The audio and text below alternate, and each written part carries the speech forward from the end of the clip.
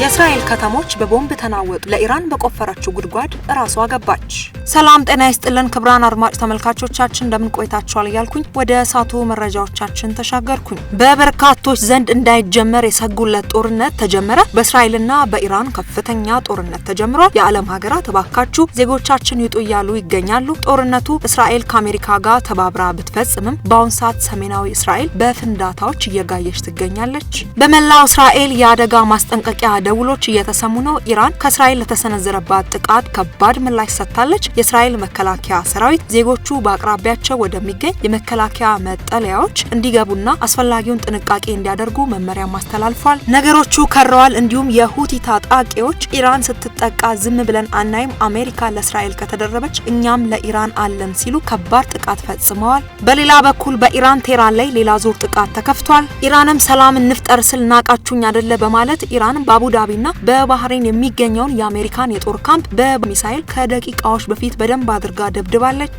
በቀጠናው በተፈጠረ ጸጥታ ምክንያት የዩናይትድ አረብ ኤምሬትስ የአየር ክልል በከፊል ተዘግቷል። እንዲሁም ሌሎች የአረብ ሀገራትም የአየር ክልላቸውን እንደሚዘጉ ተናግረዋል። የኢራን መንግስታዊ ቴሌቪዥን ጣቢያ እንደዘገበው ኢራን በሀገሪቱ ላይ ለተሰነዘረው ጥቃት የአጸፋ ምላሽ መስጠት ጀምራለች። ወደ እስራኤልም ከባድ ሚሳኤሎችን ማዝነቧን ቀጥላለች። የተከበራችሁ አድማጭ ተመልካቾቻችን ጦርነቱ በምን ምክንያት ተጀመረ የሚለውንና እስራኤል በኢራን ምን አይነት ጥቃት ፈጸመች፣ ኢራን በምላሹ ምን አይነት ከባድ አጸፋ መለሰች፣ ለኢራን አግዘው የሁቲ ታጣቂዎች የፈጸሙት ጥቃት ምንድነው፣ እንዲሁም ደግሞ የእስራኤልና የኢራን ከተሞች በምን ላይ ይገኛሉ የሚለውንና ኢራን ምን ያክል ሚሳኤሎችን ወደ እስራኤል አስወነጨፈች የሚለውን መረጃ ይዘናል። ጦርነቱ በማን መሪነት እየቀጠለ ነው የሚለውንም አካተናል። ሙሉ መረጃዎች አሉን። እስከ ዜናችን ፍጻሜ ድረስ እንደተለመደው አብራችሁን ቆዩ። ታዲያ ለቻናላችን አዲስ ከሆናችሁ መሰል መረጃ በየሰዓቱ እንዲደርሳችሁ ቻናላችንን ሰብስክራይብ በማድረግ የደውል ምልክቱን መጫነው እንዳይረሱ። ቪዲዮ ላይክ፣ ሼር በማድረግ ይጀምሩ።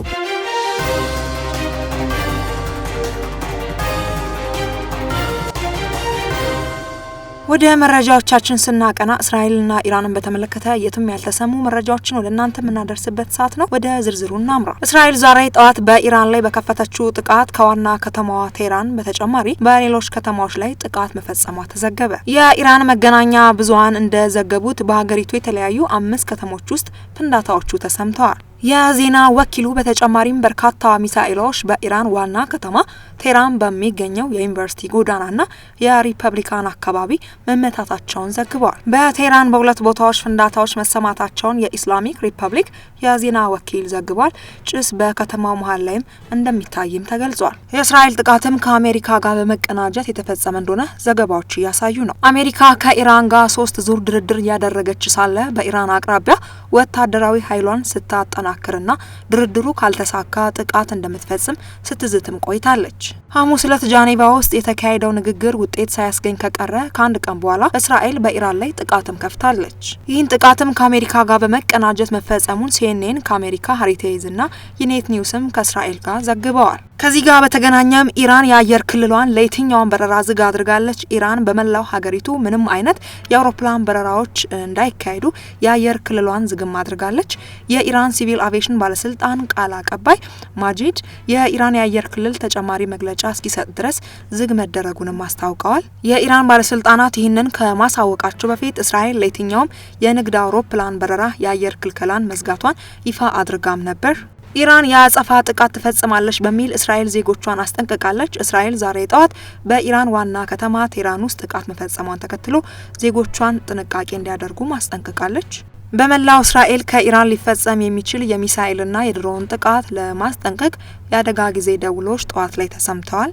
እስራኤል በኢራን ላይ ጥቃት ከከፈተች በኋላ ነው በሀገሪቱ ሰዓት አቆጣጠር ጠዋት 2 ሰዓት ከሩብ ላይ ማስጠንቀቂያ ደውል የተሰማው። እስራኤል በኢራን ላይ ጥቃት የፈጸመችው በአሜሪካና በኢራን መካከል ድርድር እየተደረገ ባለበትም ወቅት ነው። የአሜሪካው ፕሬዚዳንት ዶናልድ ትራምፕ ከኢራን ጋር በኒውክሌር ፕሮግራሞች ላይ ስምምነት ላይ ካልተደረሰ ጥቃት እንደሚፈጽሙ በተደጋጋሚ ዝተውም ነበር። ዶናልድ ትራምፕ ትናንትና ለጋዜጠኞች በሰጡት መግለጫ ላይ ከኢራን ጋር እየተደረገ ባለው ንግግር ደስተኛ አለመሆናቸውን ተናግረዋል። ትራምፕ ከአውሮፓውያኑ 2003 ወዲህ ግዙፍ ነው የተባለው የአሜሪካ ጦር ኃይል ወደ ቀጠናው እንዲንቀሳቀስ አዟል። የአሜሪካ የአየር ኃይል ንብረት የሆኑት አውሮፕላኖች በሳውዲ አረቢያና በእስራኤል የታዩት በዚህ ሳምንትም ነበር። ከዚህ ጋር በተገናኘ ደግሞ ኢራን የአጸፋ ምላሽ መስጠቷን ቀጥላለች። በርካቶችን የሚያስፈራ ኢራን 30 ሚሳኤሎችን ወደ እስራኤል አስወንጭፋለች። ኢራን እስራኤል ላይ ጥቃቱን ከመፈጸሟ በፊት ኢራን ያጸፋ ጥቃት ለመሰንዘር የተዘጋጀች መሆኑ ተገልጾ ነበር። ኢራን የተፈጸመባትን ጥቃት ተከትሎ ብርቱ ያጸፋ ምላሽ ለመውሰድ የተዘጋጀች መሆኑ አንድ ስማቸው ያልተገለጸ የኢራን ባለስልጣን ለሮይተርስ ዜና ምንጭም ቀድመው ዘግበው ነበር። በሌላ በኩል የኢራን ፓርላማ ብሔራዊ ደህንነት ኮሚሽን ሰብሳቢ የሆኑት ኢብራሂም አዚዝ በኤክስ ገጻቸው ላይ ባሰፈሩት መልእክትም ጠንካራ ማስጠንቀቂያ አስተላልፈው ነበር።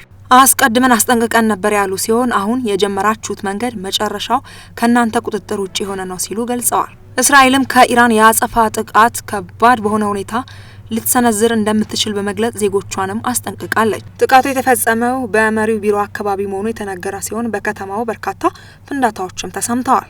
በአሁኑ ሰዓት የኢራን አየር ክልሎቿን የዘጋች ሲሆን እስራኤል ደግሞ አስቸኳይ ጊዜ አውጃለች። ኢራን እንግዲህ 30 ሚሳኤሎችን ወደ እስራኤል ማስወንጨፏ ይሄ ገና ትንሹ ነው እየተባለ ነው። ነገሮች ከቁጥጥር ውጪ እንደሚሆኑ በርካቶች እየገመቱ ነው። ስጋት ላይ ወድቀዋል። ነገሮች አቅጣጫቸውን እየሳቱ ነው። የየመን ሁቲ ኃይሎች በቀይ ባህር በኩል በሚያልፍ መርከቦች ላይ የሚያደርሱ ጥቃት ዳግም እንደጀመሩ አስታውቀዋል። ከዚህ ቀደም እስራኤል በጋዛ እየፈጸመች ነው ያሉትን ጭፍጨፋ እንድታቆም በሚል ተደጋጋሚ ጥቃት ሲከፍቱም ነበረ። በዚህ ምክንያት የዓለም ኢኮኖሚ ላይ ከፍተኛ ጫና ደርሶም ነበር። ቡድኑ አሁን እስራኤልና አሜሪካ በጋራ ኢራን ላይ የከፈቱትን ጥቃት ተከትሎ ዳግም በቀይ ባህር ላይ ጥቃት እንደሚጀምር አስታውቋል። በኢራን የሚደገፈው ሁቲ አሜሪካ በእስራኤል ስም በኢራን ላይ የምታደርገውን ማንኛውም አይነት ጥቃት ለመመከት ዝግጁ እንደሆነም ገልጿል። ይህ ሁኔታ በቀይ ባህር ላይ በሚደረገው የመርከብ ጉዞ በዓለም አቀፍ የነዳጅ ዋጋ በአጠቃላይ በዓለም ኢኮኖሚ ላይ ተጽዕኖ ሊያሳድርም ይችላል። ሌላኛው ደግሞ የዩናይትድ አረብ ኤምሬትስ የአየር ክልል በከፊል ተዘጋ። በቀጠናው በተፈጠረ የጸጥታ ስጋት ምክንያት የተባበሩት አረብ ኤምሬትስ ለጊዜው የአየር ክልሏን በከፊል መዝጋቷን አስታውቃለች። ባለስልጣናቱ ይህ እርምጃ የተወሰደው በቀጠናው ባለው አለመረጋጋትና በተዘገቡ የአየር ላይ ስጋቶች ምክንያት እንደ ጥንቃቄ መሆኑን አረጋግጠዋል። በዱባይ ኢንተርናሽናል ኤርፖርትና በአልማክቱም ኢንተርናሽናል ኤርፖርት በረራዎች እየተዘዋወሩና መዘግየታቸው የተስተዋለ ነው። ሁኔታው በባለሙያዎች በጥንቃቄ የተገመገመ ሲሆን በቀጣይ እንደ ሁኔታው ማስተካከያዎች ሊደረጉም ይችላሉ። ተጓዦች ወደ ኤርፖርት ከመሄዳቸው በፊት የበረራ ሁኔታዎችን ከአየር መንገድ ተቋማት እንዲያረጋግጡ ይመከራል። እስራኤልና አሜሪካ በማን ያለብሽነት የጀመሩት ጦርነት ገና ብዙ ዋጋ ያስከፍላል። እስራኤል ራሷ ባስጀመረችው ጦርነት በአሁኑ ሰዓት በመላው እስራኤል የአደጋ ማስጠንቀቂያ ደውሎች እየተሰሙ ነው።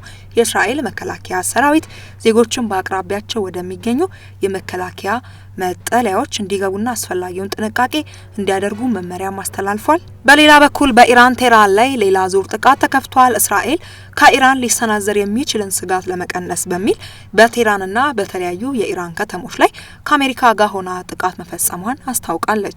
በበርካቶች ዘንድ እንግዲህ በሰላም ይፈታል የተባለው ድርድር አሁን ጦርነቱ በይፋ ተጀምሯል። ኢራንም እንግዲህ አሜሪካና እስራኤል ብቻ ሳይሆኑ ቀጠናው የለየለት ውድቀት ውስጥ ነው የሚገባው፣ ይህንን ደግሞ አደርገዋለሁ ስትል በተለያዩ ጎረቤት ሀገሮች ላሉ ዜጎቿ ከባድ ማስጠንቀቂያ እየሰጠችም ትገኛለች። ክቡራን አድማጭ ተመልካቾቻችን ለሳቱ ይዘን የቀረብንላችሁ መረጃዎቻችን በዚያ በቃ። እንግዲህ ፈጣሪ አምላክ ጾሙን በሰላም ያስጨርሰን፣ ዓለማችንን ሀገራችንን ሰላም ያደርግልን። በቀጣይ በሌሎች መረጃዎች እስከንገናኝ ድረስ በያላችሁበት ጤና ይስጥልን።